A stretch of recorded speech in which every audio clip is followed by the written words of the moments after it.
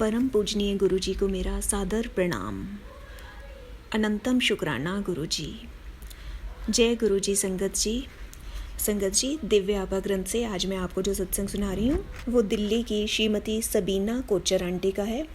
इनके सत्संग का शीर्षक है तथास्तु। आंटी अपना सत्संग बताते हुए कहती हैं, मैं सर्व विद्यमान और निराकार सृष्टिकर्ता में विश्वास करती थी। मुझे लगता था कि वह मुझे सदा देख और सुन रहे हैं। एक दिन मैंने उनको मनुष्य रूप में देखने की कामना करी और वह मेरे सम्मुख उपस्थित हो गए। मुझे कमर से नीचे अत्यंत पीड़ा रहती थी और कोई दवा काम नहीं कर रही थी। फिर मुझे गुरुजी के बारे में पता चला जो सबके कष्ट दूर कर देते हैं। मुझे संशय अवश्य था, किंतु उपचार की आशा लिए मैं उनके पास पहुंच गई। मेरे 7 वर्षीय पुत्र के टॉन्सिल्स में पस भरा रहता था और प्रति 15 दिन में उसे ज्वर आ जाता था। कभी कभी ज्वर 103 डिग्री तक पहुंच जाता था और रात्रि में कोई डॉक्टर भी नहीं मिलता था। मेरे पुत्र को एक एंटीबायोटिक दवा को छोड़कर कोई दवा का नहीं दे सकते थे, क्योंकि उसके शरीर पर उन दवाइयों के साइड इफ़ेक्ट्स हो जाते थे। एरिथ्रोमाइसिन, जो ऐसे अवसरों पर रामबाण मानी जाती है, के भी साइड इफ़ेक्ट होते थे। यह हर महीने होता था और हमारे लिए एक अति भयानक अनुभव होता था। उन दिनों 1996 में भक्त अपने कष्ट गुरुजी को व्यक्त कर सकते थे। मैंने उनको अपना कष्ट मेरा बेटा कहकर बताना आरंभ किया था कि वह मुझे पहले अपना रोग बताने के लिए बोले। साहस बटोरकर मैंने उन्हें अपने पैरों में हो रही पीड़ा के बारे में बताया और गुरुजी ने मात्र हुन नहीं होगा कहा। उनके कथन के अनुसार उनमें पुनः कभी पीड़ा नहीं हुई है। उनके बोलते हुए ही वह पीड़ा समाप्त हो गई थी। फिर उन्होंने मेरे पुत्र के बारे में पूछा।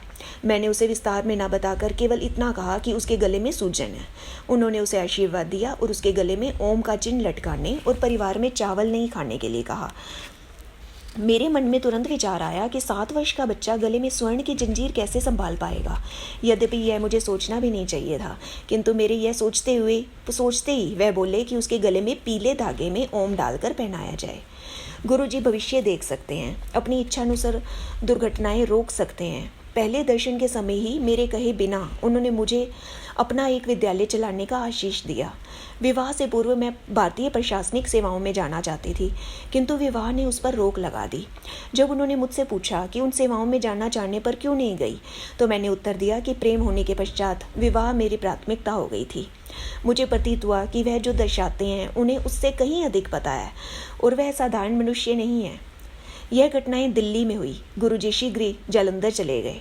मेरे कष्ट फिर कभी लौटकर वापस नहीं आए। मेरा पुत्र भी स्वस्थ सानंद हो गया था। मुझे फिर आभास हुआ कि वह रचिता के मानव अवतार हैं जिनको मैं ढूंढ रही थी। मेरे पुत्र और मुझे स्वस्थ करने के लिए धन्यवाद प्रकट करने के लिए मैं जालंधर गई।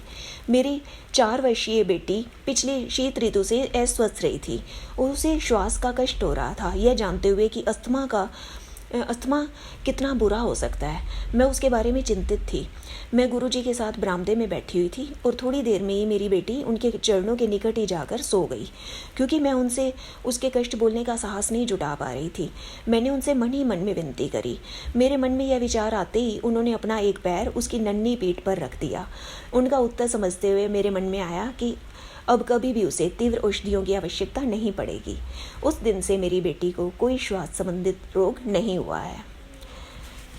एक और सत्संग, प्रसाद की उत्पत्ति। पुराने अनुयायियों ने मुझे बताया था कि गुरुजी अपने हाथ में सचखंड दिव्य प्रसाद प्रकट करते हैं। मुझे क्या पता था कि एक दिन वह मुझे भी प्रसाद देंगे। उन्होंने मुझे अपने पास बुलाया और अपना हाथ बढ़ाकर बोले, ले। उनके हाथ में कप के आकार का एक अति सुंदर मिश्री से भरा हुआ प्रसाद था, जिसके मध्य में एक और प्रसाद था। मेरे पिता हृदय रोगी थे, जिन्हें गुरुजी से मिलने से पूर्व 2 दिल के दौरे पड़ चुके थे। जब मैंने गुरुजी को उनके रोग से अवगत कराया तो वह बोले कि चिंता ना करूं। मेरा आश्चर्य बना रहा। मुझे यह नहीं पता था कि उन्हें एक और दौरा पड़ेगा। हम उन्हें निकटतम हॉस्पिटल में ले गए, जहाँ डॉक्टर ने उनके बचने की आशा कम बताई। मैंने अपने पति को घर से गुरुजी का सचखंड प्रसाद लाने के लिए कहा। आईसीयू में जाकर मैंने अपने पिता, जो वेंटिलेटर पर थे, की जीभ के नीचे थोड़ा सा प्रसाद घुलने की आशा के साथ रख दिया। उसके आधे घंटे के पश्चात लिए गए ईसीजी के अनुसार उन्हें केवल अपच की समस्या थी। यह उनके वहाँ एडमिट होने पर लिए गए टेस्ट जैसा गंभीर नहीं था। मेरे पिता के चिकित्सालय से निकलते ही हम जालंधर गए। मेरे प्रवेश करते ही गुरुजी ने मुझे अपने पास बुलाया और अपने अनुभव सुनाने के लिए कहा। यह पिता वाली घटना भी बताने के लिए कहा। मेरा विश्वास है कि जब गुरुजी सत्संग सुनाने के लिए कहते हैं तो सुनाने वाले, सुनने वाले और अब पढ़ने वाले और उन सबको उनका आशीर्वाद मिलता है। मेरे पिता को लिम्फोमा, गांठों का कैंसर हो रहा था। मैं गुरुजी को बताने गई परंतु कह नहीं पाई। मैंने सुना था कि भक्तों के कष्टों को दूर करने के लिए वह कष्ट अपने ऊपर अंतरित कर लेते हैं और उस दिन वह कष्ट में लग रहे थे। मैं कुछ कहे बिना ही लौट आई। 1 सप्ताह के बाद गुरुजी ने कहा कि उन्होंने मेरे पिता को कैंसर से मुक्त कर दिया था। यद्यपि मुझे पता था कि वह मन के विचारों को जान जाते हैं, पर मैं फिर भी हैरान थी। पुनः किए गए टेस्ट इसका प्रमाण थे और उन्होंने डॉक्टरों को भी उलझा कर रख दिया था। आंटी एक और सत्संग बताती हैं। माँ उनकी अनुयायी बनी। मेरी माँ शुगर से पीड़ित थी। उनका वजन बढ़ा हुआ था और ना वह अपने भोजन का ना अपनी दवाइयों का ध्यान रखती थी। एक दिन उनका रक्तचाप 200 तक पहुँच गया और उन्हें बेड पर पूर्ण विश्राम करने के लिए कहा गया। जब मैंने इसका उल्लेख गुरुजी से किया तो वह बोले कि मैं चिंता ना करूं और एक दिन वह दिखा देंगे कि वह कौन है। वर्ष बीत गए और वह स्वस्थ सानंद रही, अपने नित्य के इंसुलिन लिए बिना ही।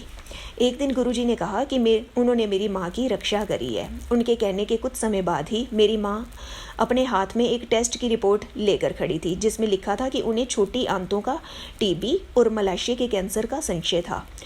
उनके पांव तले मानो जमीन खिसक गई और वह भागी हुई गुरुजी के आशीर्वाद के लिए आई। उस समय गुरुजी को अपनी व्यथा बताना मना था, अतः वह लंगर और प्रसाद लेकर वापस चली गई।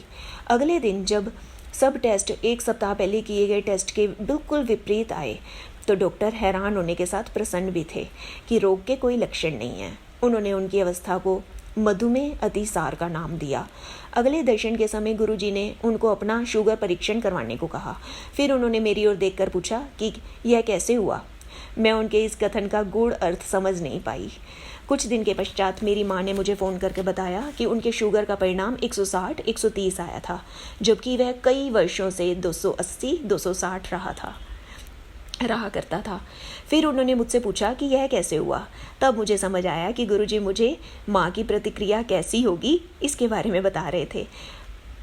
अपने परीक्षण से मेरी माँ को संतोष नहीं हुआ। उनके विचार में अवश्य कोई गलती हुई होगी। जब उन्होंने पुनः अपने शुगर का टेस्ट करवाया तो परिणाम 113-99 आया। गुरुजी ने मेरी माँ को एक दिन सिद्ध कर दिया था कि वह कौन है। आंटी एक और सत्संग बताती हैं। 5 वर्ष की अनुपस्थिति।